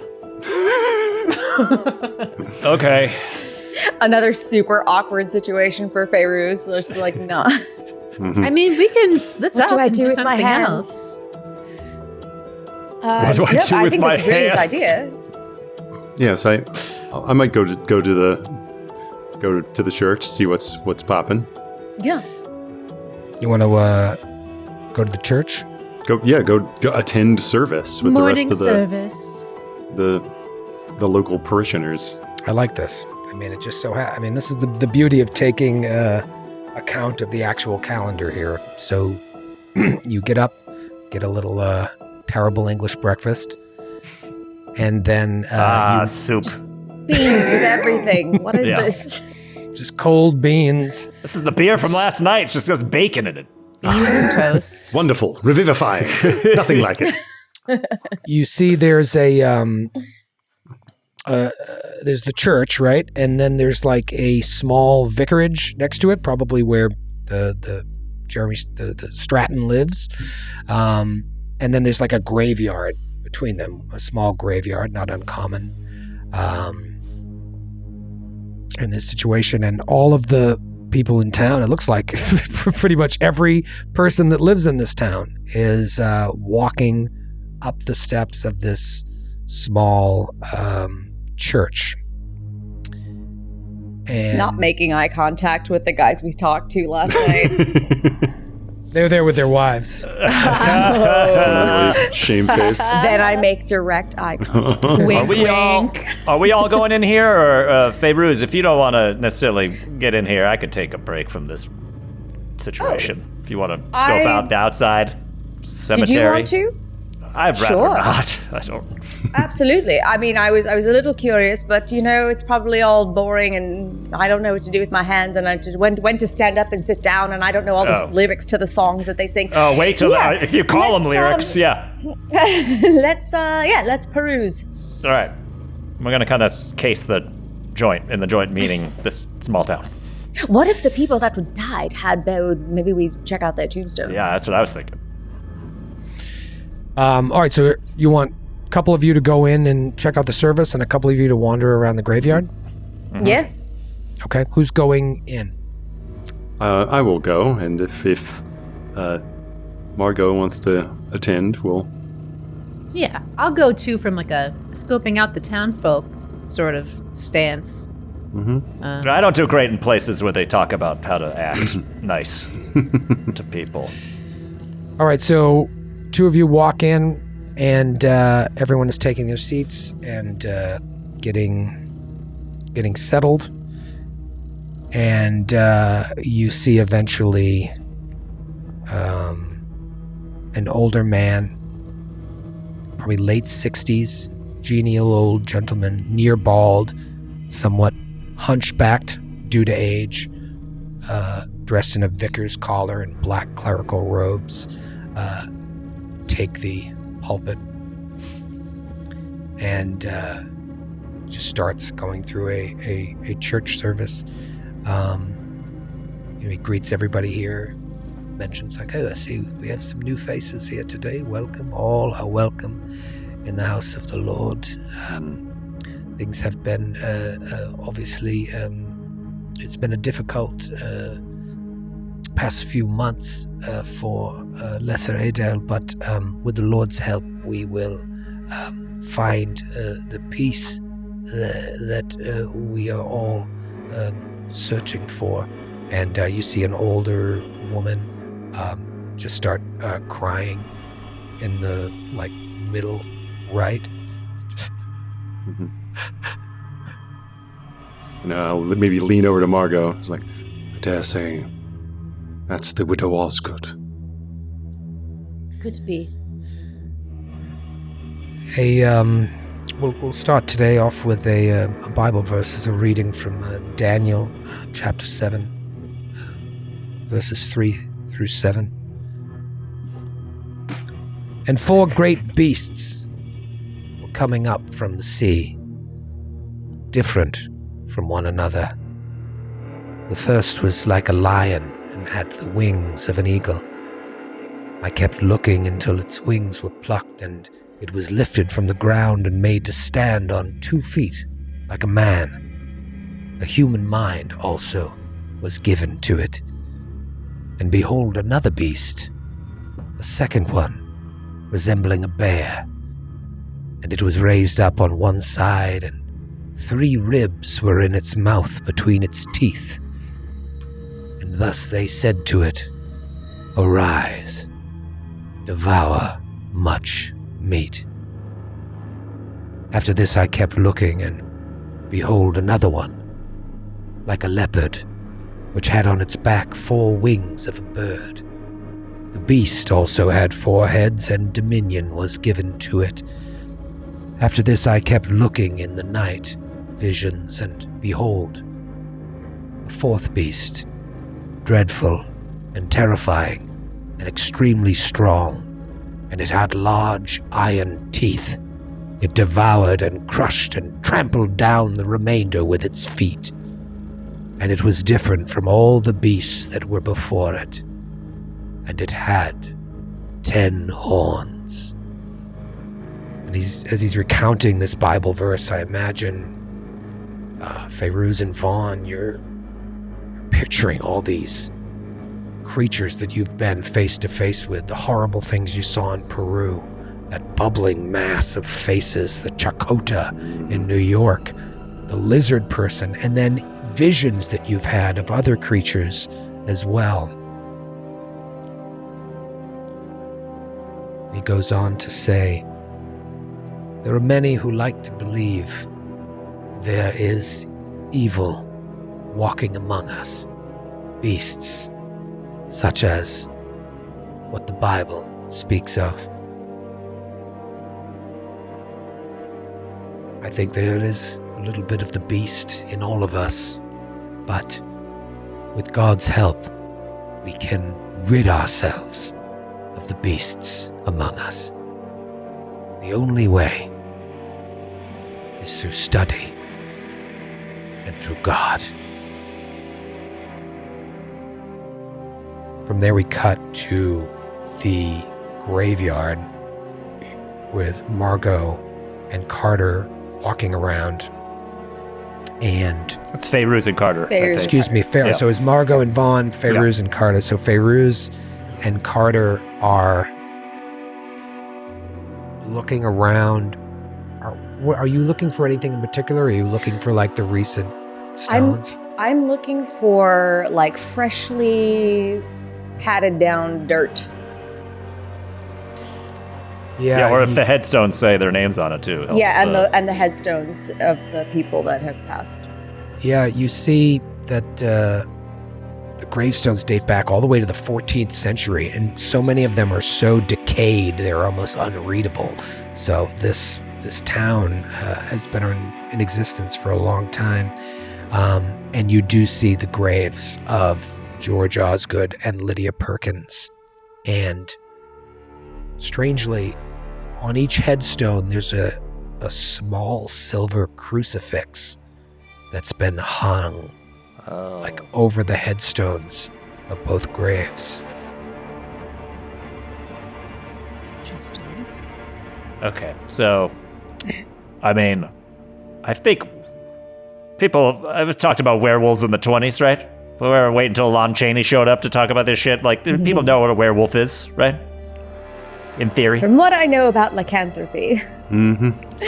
That's where I'm going. They got some silver here. Look at this. Now, part of me, the old Carter, will just swipe these tokens right off these dead people's graves. But I'm not going to do that today. A, people would notice. B, it's not very tasteful. Yeah. But this is definitely disturbing? This silver situation? It's possible from tales of these creatures, if that's what these creatures are. I'm not too familiar with Christian burial rites as far as, like, is it common to put these tokens across on a loved one's grave? But they are the same. And those two weren't related, right, Troy? They weren't related. No, they weren't related, but the crucifixes are identical. Yeah, it seems noteworthy at least. Yeah, and also, by the way... Oh, go ahead. How does the dirt look on these? Like, did it look like it hasn't been disturbed since they've been buried? Yeah, it does. You don't see any signs of disturbance. Okay. I mean, this could be a superstition to keep them in their graves. This could just be a symbol of what they went through. We should check when their service is done. We should see if the priest has any of these identical crosses with him. You said. Possibly. Also, here's a theory I'm working on. This guy, Short, the guy that everyone keeps saying is gone, right? Yes. Old Bill, yesterday, was saying that, since that guy had that encounter, this thing has not come back. What if Short was the monster? Oh, that's interesting. So he left town. Why are they being so shady about where he is? Right. I think when service is done, we should go check out his house. And you said that this was something of a legend, that not just recent. The Black Dog of Edale. Yeah. Going back, like this guy's grandmother told him about it. Interesting. So it could be maybe that this gentleman was a culprit and has laid low. Yeah. They said he was injured. Maybe he was injured by whoever... not by the beast, but by somebody trying to fight him off. Could be. Troy, are we able to do like a spot hidden? Maybe there's like something that we're not looking. Yeah, absolutely. Notice in this graveyard. Mm-hmm. All right. Sounds great. I can't find my... Skills. Spot hidden. Oh, yeah, there we go. Regular success for me. Failed it. You don't see anything out of the ordinary that jumps out at you, but Feroz, you do hear like a...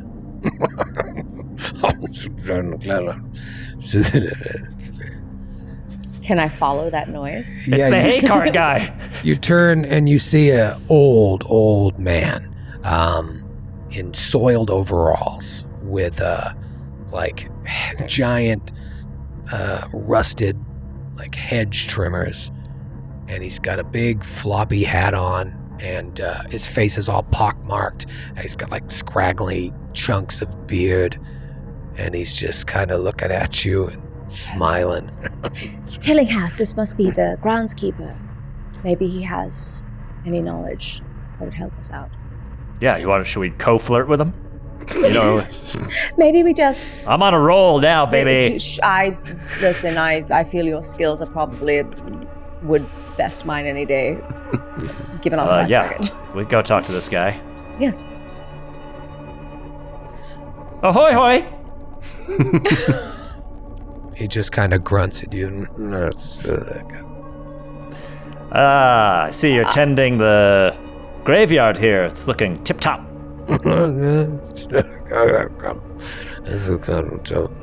Yeah, those were definitely separate words. Yeah, are you the groundskeeper, I presume? I keep the grounds, Yeah. So this whole situation with these poor people that were slaughtered. We noticed, we were trying to pay our respects, we noticed they had these little crosses on them. Is there a reason for that? Yeah, local matters don't concern outsiders. They were murdered by the beast. Yeah, black dog. Yeah, the crucifixes will keep them down where they belong. keeps them down. Keeps what down where they belong? The bodies. We don't want them turning or nothing. You know what I mean? Is this a turn into another type of black dog or into something else? I just keep the grounds here. Well, you're keeping some secrets, it sounds like. You know some... Better be safe than sorry. I didn't put them there, but I know why they put them there. Don't want them coming back. Has it happened before? Oh, I've heard stories. Maybe I've been spending too much time around the stones, but I feel safer knowing those crucifixes are there. Wow. That's what I want me. Know what it's gonna do. And he just kind of looks up at the sky and sniffs the air. Best be going soon. Storm's coming. What's going on? And he just turns and like walks away talking to himself. Carter just turns like, well, that was stereotypical. So, telecast. Yeah. So you might be right onto something about this. If that surviving gentleman, perhaps he was killed and came back as this thing. Yeah. What if we took these crosses? Just to see what happens. Listen, call me Lightfinger Tillinghast for a reason, but I don't know. I mean, off It's of for the dead. science, man. It's for science. Why can't we just find other silver crosses? Why does it have to be these poor people's silver crosses? And again, I can't believe I'm even fucking saying that, but... Because I don't see any other ones. Do you see any other silver? We could take other ones. I mean, we're at a church. This guy's probably selling them. You know? Giving them out for free. We just say we're a Christian now, and he'll just give them to us. No, not for us. To see if they come back. Oh, you want to see what happens if we take these off? Oh, interesting. Yes. Now I'm talking. All right, let's wait. Let's talk to the gang when they get out of this in 4 hours. Right. You're probably right. We've gotten into enough hot water as it is, but it was just a theory. Listen, I think it's a could great try. theory. Yeah, and I think we should. Although finding the one that's out there might be easier than somehow resurrecting two more to deal with. Right. But I like where your head's at, especially when it comes to stealing shit. Meanwhile, Baggins is like, we confess that we have sinned against you in thought, word, and deed, by what we have done and by what we have left undone. We have not loved our neighbors with our whole heart. Eyeballing these like. I imagine we'll cut back inside and there is a communion. And Margot and Vaughn, do you go up to receive communion? Yeah, why not? Get friendlier with they see us doing it, so maybe if we talk to more of them today, they'll be like, oh yeah, they participated in the whole thing. And yes, they're cool. To participate in the ritual merely, this prelate has not received a laying on of hands from a priest in an apostolic line of succession from the Pope of Rome, so we cannot truly sanctify these I thought we were just eating wafers. a cracker. We're just eating a cracker? Oh, Fräulein Sauer, it's far more complicated. But yes, we'll go up to receive communion. Margot, you're in front of Vaughn, and you get up to this elderly old vicar, and he holds forward a little wafer and says, "Body of Christ," and goes to put it in your mouth. As my tongue is out, taking the wafer, can I roll some sort of psychology check on him? Just the way that the sermon was just the monster inside all of us, you know? Yeah. Roll what's going on with this vicar? What's going on with the dirty vicar? I'm gonna spend, This episode is called "What's Going On with the Vicar?" I'm gonna It was spend actually the name of a show. Yeah, Like an next Are You on the Being Served BBC. episode? I'm gonna spend 3 points to make it a regular success. Regular success. He seems troubled. You sense that even in this moment, you're like, huh. And you've been watching him go through this, and he seems like a godly man, a God-fearing man, a good. The congregation is very much into what he's doing, even though he's speaking about dark things and his choice of Bible verses to pontificate upon. The sermon also followed a very similar pattern where he was talking about the beast within us and the evils of the world, and that like through proper study and prayer you can find a way out. And you see in him that like he is searching for something as he holds up a chalice to you and says, "The blood of Christ." Slurp, slurp, slurp. Glug, glug. It's a smoothie. My God. And you drink of the wine, and he smiles. And then Vaughn comes up. "Body of Christ." Yes, of course, and he'll receive it. Places it on your tongue. Mhm. And then the blood of Christ. The cup of salvation. I will take it as well. And I think, a fellow traveler in this man. I feel as though Vaughn has been deeply moved by this sermon. Yeah, he's speaking. You're the perfect audience for this vicar. And the church service ends, and he's out front greeting all of the parishioners. And by now, I imagine Fairuz and Carter have found their way into the back of the church, and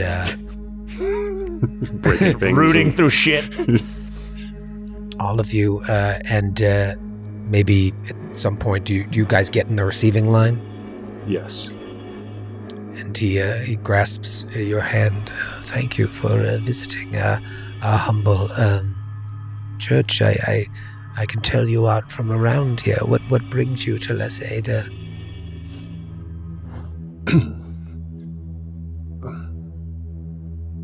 Well, we've been drawn here by what I believe some of what your sermon is about, Reverend. I was wondering if we may have a more private interview with you. An interview? My church doors are always open, but yes, I could speak to you. I have to see I have an appointment after church to go see some elderly people that aren't able to make it to church on Sundays, but perhaps you could come stop by the vicarage later on this afternoon, and we could speak. That would be wonderful. It's always nice to meet children of the Lord. Thank you, and I must say hello to so many other people. Yes, of course. Thank you, Father. All right, I'll see you later at the vicarage. Oh, great. Oh, Mary, how is Tom? He starts talking to the next person. Mm-hmm. And then you walk outside to the creepy rainy day in Lesser Adale. Yes.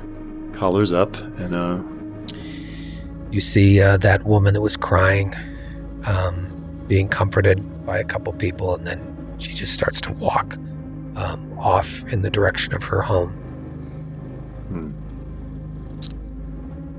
That was a weird sermon. Yeah, what happened in there, guys? Yeah, what happened? Talk about monsters inside of you and needing to cleanse yourself with God. He seemed very troubled, the priest. We're going to talk to him later in the afternoon. Okay. Yes, I set up an interview. I mean, we may speak at length about what Margot so keenly observed is troubling his mind.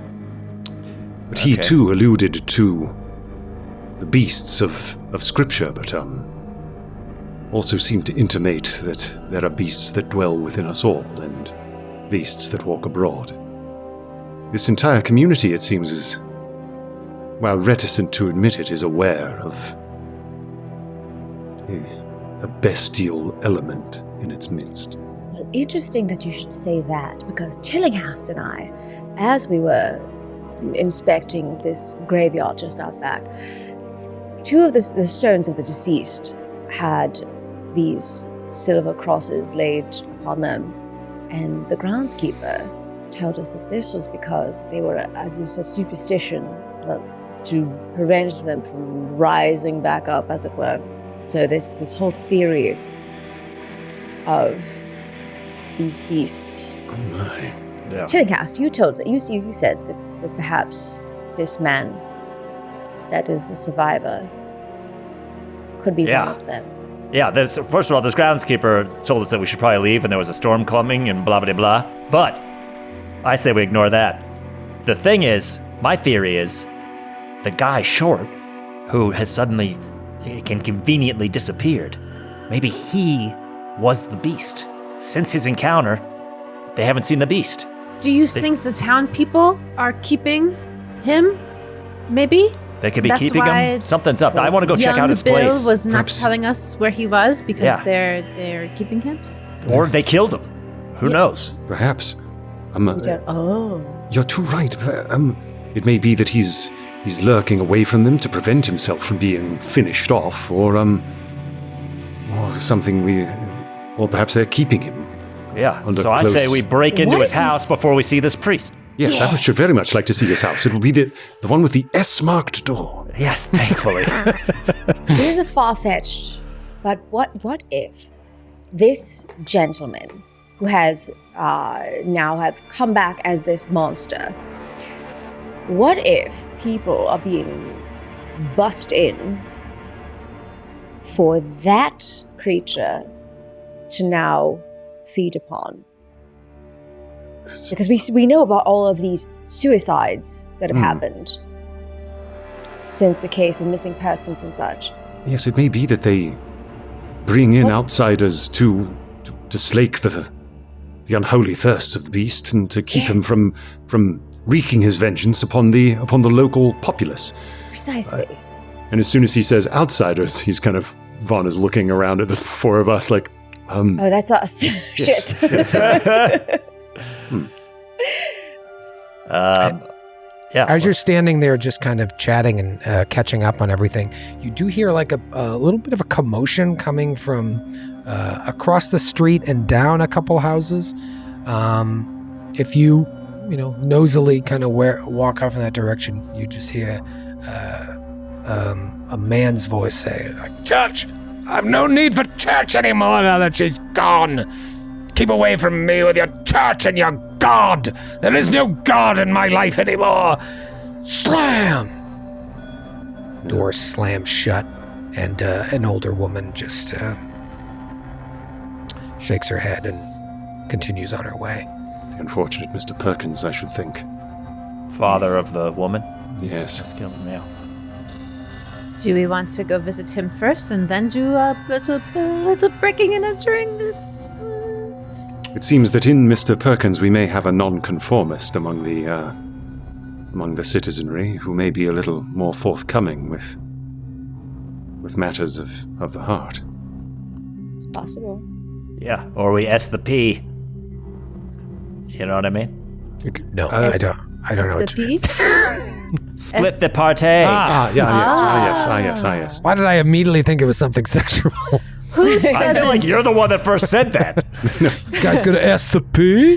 Who doesn't want to break and enter in broad daylight? I don't think, maybe it's not necessary, because I don't think it should take too much time to go speak to this man. I mean, the houses are probably across the street from one another in this goddamn. Right. Yes. Yeah, it is. Everything is pretty on top of each other here. We'd be bored out of our minds if we split up and have things be Yes. take even less time. Let us try to be emotionally gentle, but shall we pay a call on Mr. Perkins? Let's fucking do it. Yes. All right, so you walk up to that guy who just slammed the door. What's your play here? Because obviously he seems he's- a little angry. Maybe this old lady was saying, "We didn't see you in church again today." Well, we're offering we're not offering base and judgmental pieties. We want justice for his daughter. Something that it seems has been swept under the rug by the local constable. Love that angle. Yes, love it. Knock, knock, knock. Shump, shump, shump, shump. The door opens, and you see this guy, like 6.5 feet tall, big, Whoa. muscular farmer.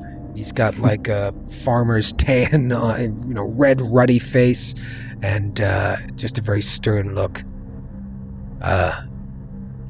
What? How can I help you? Mr. Perkins, I presume? Parkins. Parkins, forgive me. And also forgive the intrusion. What's this about? as unfortunate as it may be to discuss so emotional topic, it is about the fate of your unfortunate daughter, sir. I don't, there's nothing to talk about. The case is closed, is what they say. Yes, closed by the local authorities, but I think perhaps you do not believe that the case is as closed as the local constable would have it made out. Everyone seems all too willing to sweep this case under the rug, to not speak of it. We, my comrades and I, think that there's more going on than the people of Leslie Dale are telling. But I think you know, sir.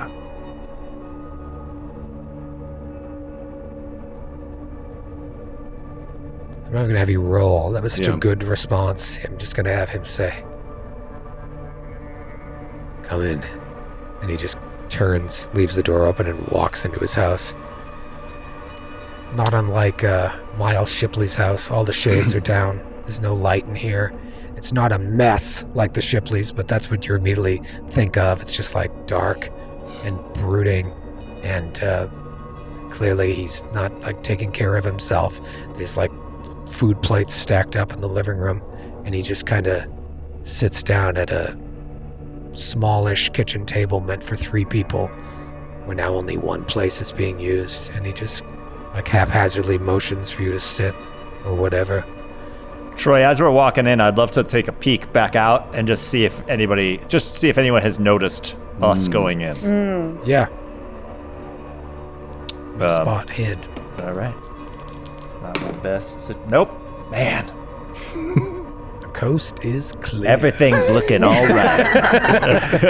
You see that same car from outside Empire Spices. It was the only car within 20 miles.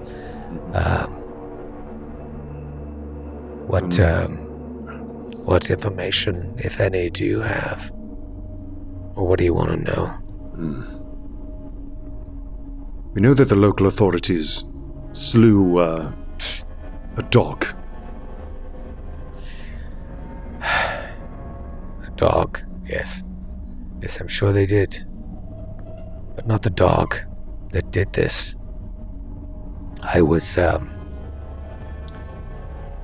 he's trying to like hold back tears. Was making my way home from the Laughing Horse when I found her.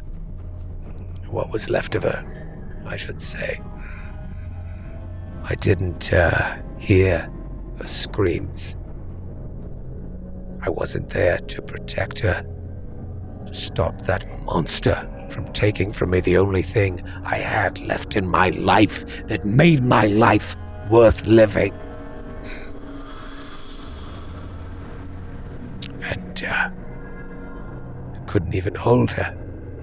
There was nothing left but scraps of flesh and bone. Horrible. A burden too great for any parent to bear. Mr. Parkins.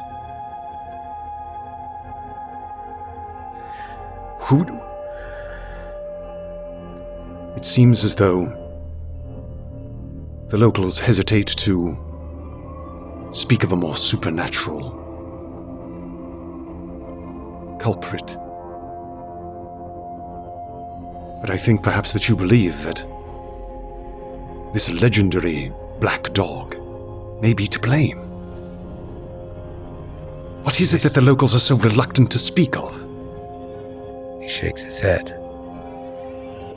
They are reluctant to speak, but it's not because of some superstition. If you ask me, the Vane boy has something to do with it. Lord Arthur's son. Vane, the lairds of the castle on the hill. Yeah, he looks up in the direction of where that castle is. Sir Arthur's son, Lawrence. I have a neighbor named Tom Corty. He saw Lawrence Vane the night of Lydia's murder. Cordy told me he looked upset and he was hurrying from the direction of our house. But when you're sitting in a castle up there, protected by not only its walls, but the House of Lords in London as well, you cannot be touched. That old fool, Constable Tumwell, said he shot some dog, and the Sir Superiors questioned Lawrence but declared him innocent of any involvement. All they wanted to do was close this case and go back to their nice, warm homes in Derby. Because they're all in the Vane's pocket. They're protecting him. They're just trying to protect the Vane family from scandal. There's no monster. The only monster is living up in that castle. You want to get to the truth of this matter. Go there. Thank you very much, Mr. Parkins. What happened to Harold Short? Short? He was attacked by something as well. I don't know what. He's off somewhere, convalescing. I don't know if it has something to do with this. Maybe Short saw something he wasn't supposed to see as well. That tried to keep his mouth shut. Wouldn't surprise me. I tell you, I won't be alive to see it, but the injustices like this will end when the Labour Party starts taking power and taking control of things. They will correct. Man, don't go mad. They will correct these class injustices. And he just starts lecturing you on English politics and its oppressive ruling class. It's like the Labour Party will, if they were in power, they wouldn't let things like this happen. People like the Vanes wouldn't be allowed to just make a mockery of this whole system. And he just keeps going on and on. Vaughn's sympathy for this man, Christian sympathy for this man, is crashing into his even more inborn Toryism. It's like, shame. And this is the same guy that old Bill told you is walking around, like, calling for his daughter in the night. And you do see bottles of alcohol around and stuff. And, Yes. He's unhinged. Okay. Well, Mr. Parkins, well, you've given us a great deal to work with. I know it might sound unbelievable, but we have encountered situations not unlike this before. Grave injustices covered up by authorities who felt as though they could lean on their authority and their privilege to get away with the most wretched and callous evils. And we saw some of them overturned. We shall do our utmost to find justice for your daughter and yourself. And in the meantime, I know that you do not care for the vacuous pieties that some may speak to you, but I truly believe that there is a heavenly country where you and your daughter will be united.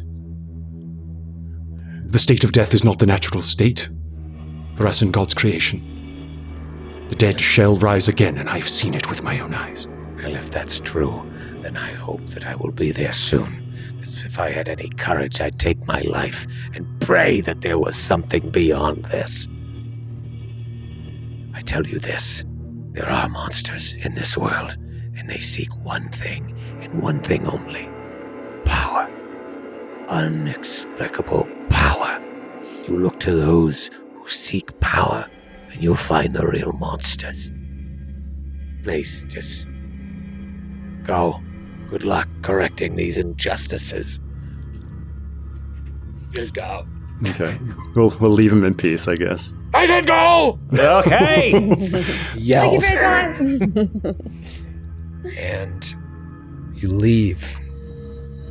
And you look up in the direction of this castle sitting on a hill, a castle that has probably been here since the 14th century, at least. And the storm that the old groundskeeper talked about begins to roll in. All of a sudden, in an instant, it starts pouring a heavy, heavy rain. And we'll see you next week. Yeah! Spooky castle. It's a castle. Gang goes to a castle. We go up there and we put on fake Scottish accents and we say we want to see the tapestries. It's going to be awesome. And the Emmy goes to Troy Lavallee for the role of Mr. Perkins.